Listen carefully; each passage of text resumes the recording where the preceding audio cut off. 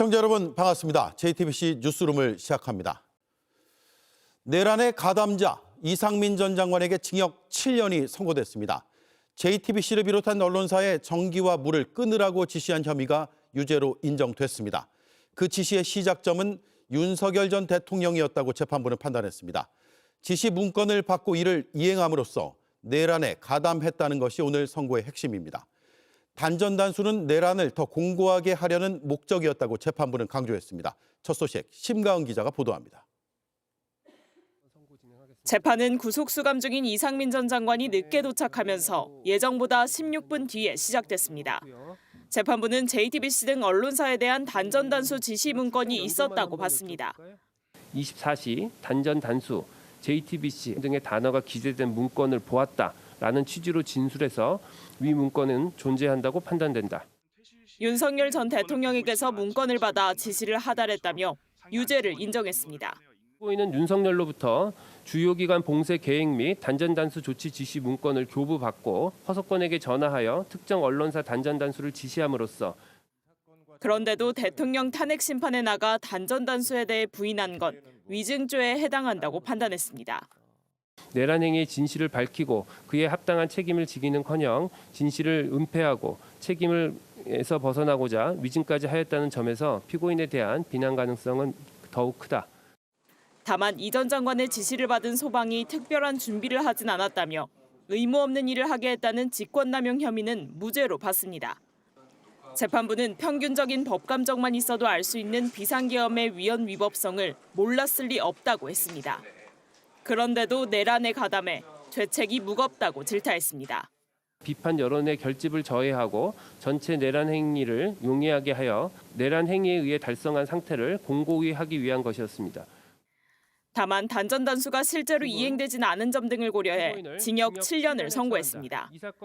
구형량의 절반에도 못 미치는 형량입니다. 특검은 형량의 아쉬움을 드러냈고 이 전 장관 측은 항소하겠다고 밝혔습니다. JTBC 심가은입니다. 이진관 재판부에 이어 류경진 재판부에서도 12.3 비상계엄은 내란이라고 결론 났습니다. 오늘 특히 주목된 건 윤석열, 김용현 두 피고인을 한데 묶어 내란 집단이라고 규정했다는 점입니다. 딱 일주일 뒤 1심 선고를 앞둔 윤 전 대통령 입장에선 치명적인 판결이 됐습니다. 김혜리 기자입니다. 류경진 재판부는 선고 초반부터 12.3 비상계엄은 내란이라고 규정했습니다. 윤석열, 김용현 등은 국헌을 문란하게 할 목적으로 다수인이 결합하여 유형력을 행사하고 해악을 고지함으로써 한 지방의 평온을 해할 정도의 위력이 있는 폭동, 즉 내란 행위를 일으켰다고 판단된다. 지난달 한덕수 전 총리 선고에 이어 계엄의 위법성을 재차 인정하는 판결이 나온 겁니다. 한 전 총리 재판부는 계엄 선포와 국회 출입 통제 등을 내란 행위라고 했는데 류경진 재판부는 한 단계 더 나아가 윤석열 전 대통령과 김용현 전 장관을 내란 집단이라고 규정했습니다. 결국 주요 기관 봉쇄 계획 및 단전단수 조치 지시 문건은 윤석열, 김용현 등 내란 집단의 내란 행위에 대한 구체적인 실행 계획에 해당하고 JTBC 등 언론사 단전단수 지시로 내란에 가담한 이상민 전 행안부 장관은 내란 집단 구성원이라고 봤습니다. 재판부는 윤 전 대통령이 곽종근 전 사령관에게 전화해 국회 문을 부수고 의원들을 끄집어내라고 지시한 사실까지 인정했습니다. 질서 유지 목적의 군 투입이었다는 윤 전 대통령의 주장을 깨는 결정적 판단이 나온 겁니다. 한편 윤석열은 2024년 12월 4일 00시 30분경 곽종근에게 전화를 걸어 아직 의결 정족수가 채워지지 않은 것 같다. 문을 부수고 들어가 안에 있는 인원들을 밖으로 끄집어내라 라는 취지로 지시하였고 이번 판결은 오는 19일 오후 3시 내란 우두머리 선고를 앞둔 윤 전 대통령에게 치명타가 될 것으로 보입니다. JTBC 김혜리입니다. 이상민 전 장관은 계엄 당시 한덕수 전 총리와 10여 분간 독대할 때 문건을 가지고 있었습니다. 이 전 장관은 당일 오전에 참석했던 김장 행사 문건이라고 발뺌을 해왔습니다.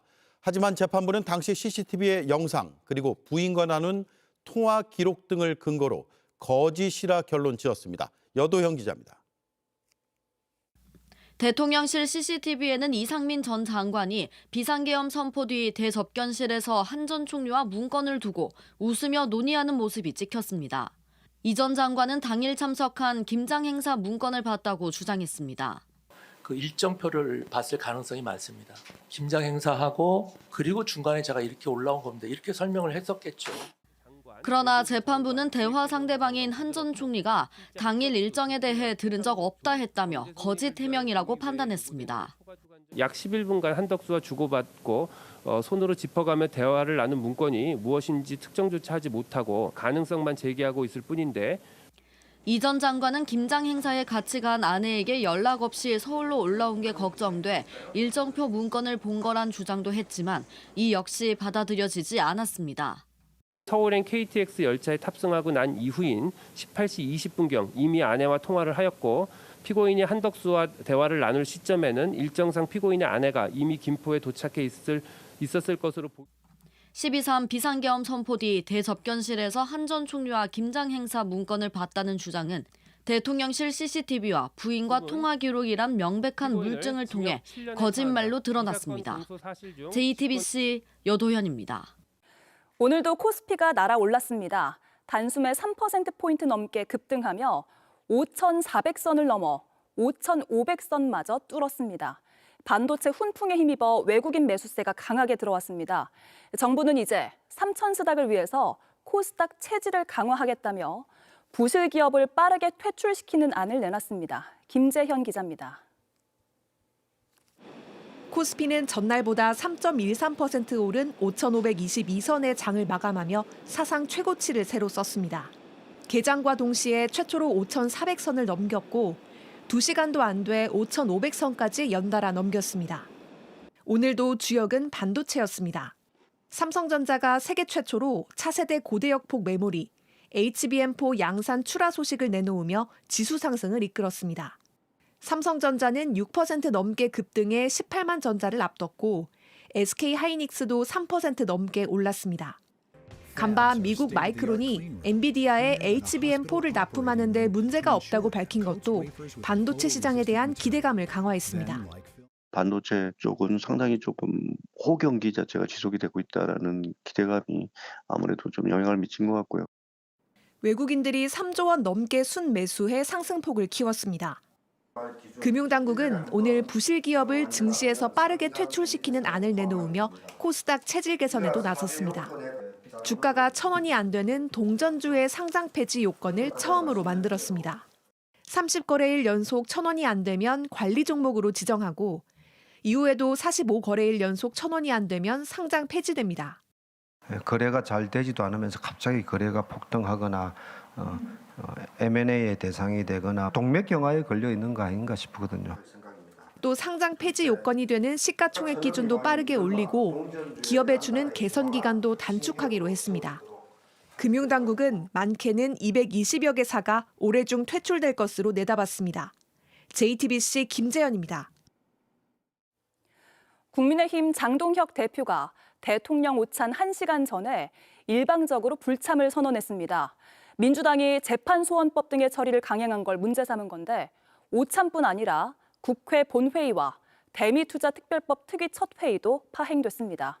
민주당에선 장 대표가 오찬을 먼저 제안해놓고 갑자기 취소했다며 황당하다는 반응이 나왔습니다. 김필준 기자가 보도합니다. 한 손으로는 등 뒤에 칼을 숨기고 한 손으로 악수를 청하는 것에 대해서 응할 수는 없는 노릇입니다. 이재명 대통령, 정청래 민주당 대표와의 오찬 1시간 전, 장동혁 국민의힘 대표는 불참을 선언했습니다.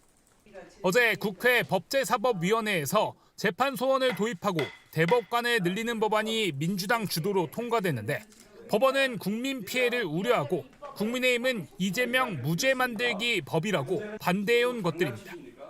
강행 처리할 것을 몰랐다면 정청래 대표는 진정 이재명 대통령의 엑스맨입니까? 이재명 대통령은 이 소식을 듣고 아무 말도 하지 않은 걸로 전해졌습니다. 청와대는 유감을 표하며 법안 처리 등 상임위 활동에 청와대가 관여하지 않는다고 강조했습니다. 마치 국회 상황을 대통령실과 연계해서 설명한 것은 매우 부적절합니다. 민주당도 강하게 반발했습니다. 정말 이건 회개망측한 무례하고 어떻게 보면 무도하고 취소된 건 오찬만이 아닙니다. 대미투자특별법 특위 첫 회의는 20여 분 만에 끝났습니다. 여야가 국익을 위해 어렵게 합의에 출발했음에도 불구하고 첫 회의부터 국민의힘이 일방적으로 파행시켰습니다. 미국이 관세 재인상을 예고한 상황에서 예정대로 다음 달 9일 이전 법을 만들고 통과시키려면 하루가 급한 상황입니다. 국민의힘이 본회의 참석도 거부한 가운데 민주당과 다른 야당들은 60여 건의 민생 법안을 통과시켰습니다. JTBC 김필준입니다. 전한길 씨가 오늘 목에 기자증을 걸고 경찰서에 출석했습니다. 이재명 대통령을 납치해서 감금해야 한다는 협박성 발언뿐 아니라 여러 허위 사실을 퍼뜨려 명예를 훼손한 혐의 때문입니다. 별다른 근거 없이 혼외자 의혹을 유포해놓고는 표현의 자유, 언론의 자유를 주장했습니다. 조유리 기자가 보도합니다. 유튜버 전한길 씨가 지지자들과 함께 경찰에 출석합니다. 이재명 대통령을 협박하고 명예훼손한 혐의로 조사받기 위해서입니다. 목에는 전한길 뉴스 기자증을 걸었습니다. 저도 기자지 않습니까? 언론인들 마찬가지로 표현의 자유가 있고 언론의 자유가 있지 않습니까? 국민들께 알 권리를 위해서 근거 제시 없이 비자금과 혼외자 의혹을 유포하고 납치 협박 등을 방송한 게 언론의 자유였다고 주장하는 겁니다. 김현지 아들이 싱가포르에 있고 이재명 돈이 1조 원 가까이가 지금 싱가포르에 돈이 있다라고 남산 꼭대기에다 이재명을 잡아와서 나무에 묶어주고. 전 씨는 구속영장 신청을 우려한 듯 증거인멸과 도주 우려가 없다는 점을 반복해서 강조했습니다. 하지만 미국 백악관의 초청을 받았다며 조만간 미국으로 떠날 계획이라고 했습니다. 도주 우려가 없습니다. 물론 제가 백악관으로부터 초청을 받은 상태입니다. 초청받았지만 그래서 미국에서 오라고 해서 제가 갈 예정입니다. 전 씨는 오늘도 12.3 내란 사태를 옹호하며 윤석열 전 대통령 무죄를 외쳤습니다. 이 방송을 보고 계신 지기현 판사님께 부탁을 드립니다. 양심의 근거에서 선고해 주시기를 부탁드립니다. 그러면 당연히 무죄가 선고될 것이라고 저는 확신하고 있습니다. 전 씨는 이 대통령뿐 아니라 이준석 개혁신당 의원과 박선원 민주당 의원 등이 명예훼손 혐의로도 고발된 상태입니다. JTBC 조유리입니다. 오늘 국회 정보위에선 2년 전 부산 가덕도에서 벌어진 이재명 대통령 피습 사건에 대한 새로운 내용이 나왔습니다. 테러범이 범행 전 유튜버 고성국 씨 사무실을 찾았다고 국정원이 국회에 보고한 겁니다. 테러범이 극우 유튜버들에게 영향을 받았다는 게 국정원의 분석입니다. 오원석 기자가 취재했습니다. 2024년 1월 2일 부산 가덕도 신공항 부지를 방문했다 공격당한 이재명 대통령.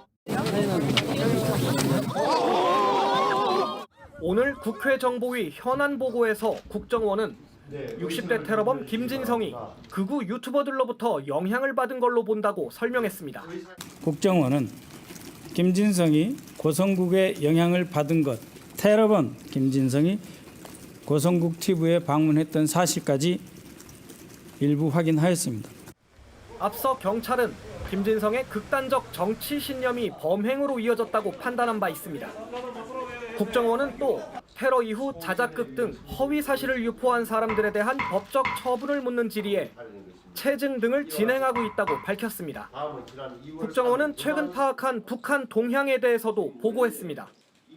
김정은 북한 국무위원장의 딸 김주애가 후계자 내정 단계인 걸로 판단했고 현장 시찰을 할 때 일부 시책에 대해서 직접적인 의견을 내는 상황 등 이런 걸 종합을 해봤을 때 후계자 수업이라는 단어에서 오늘은 후계 내정 단계라는 표현이 가미된 점이 북한 최대 정치 행사인 9차 당대회는 김정일 위원장 생일인 오는 26일 또는 설 연휴가 끝난 이후쯤 열릴 걸로 내다봤습니다. 한편 가덕도 테러 사건 수사 TF는 사건 당시 보고 문건 등을 확보하기 위해 오늘 오후 국정원과 국무조정실, 국회 정보위 등에 대한 압수수색을 시도했습니다. JTBC 오원석입니다. 쌍방울그룹의 대북 송금 사건과 관련해 제3자 뇌물 혐의로 기소된 김성태 전 쌍방울그룹 회장이 1심에서 공소 기각 판결을 받았습니다. 재판부는 현재 진행 중인 김 전 회장의 외국환 거래법 위반 사건과 공소 사실 등이 모두 같다며 사실상 이중 기소라고 판단했습니다. 검찰 주장을 받아들인다면 피고인을 괴롭힐 목적으로 기소할 빌미를 주게 되는 것이라고 지적도 했습니다. 김 전 회장은 2019년 경기도의 북한 지원 사업비 등 800만 달러를 북한 측에 대신 지급했다는 혐의로 재판을 받고 있습니다. 서울 강북구 일대 모텔에서 벌어진 연쇄 사망 사건의 피의자 20대 여성이 구속됐습니다. 남성 3명에게 정신과 약을 탄 음료를 마시게 했고 이 중 2명을 숨지게 했는데요. 피의자는 잠만 재우려 했을 뿐이라고 주장하고 있습니다. 경찰은 이 여성에 대해 사이코패스 검사를 진행할 예정입니다. 윤정환 기자가 보도합니다. 모자와 마스크로 얼굴을 가린 여성이 경찰 호송차에서 내립니다. 서울 강북구 일대 모텔에서 남성들을 숨지게 한 20대 여성 김모 씨입니다. 약물 미리 준비하셨습니까? 약물 건넨 이유가 뭡니까? 살해 의도 있으셨나요? 김 씨는 직접 처방받은 벤조디아제핀 계열 정신과 약물을 3명의 남성에게 먹였고 이 중 2명이 숨졌습니다.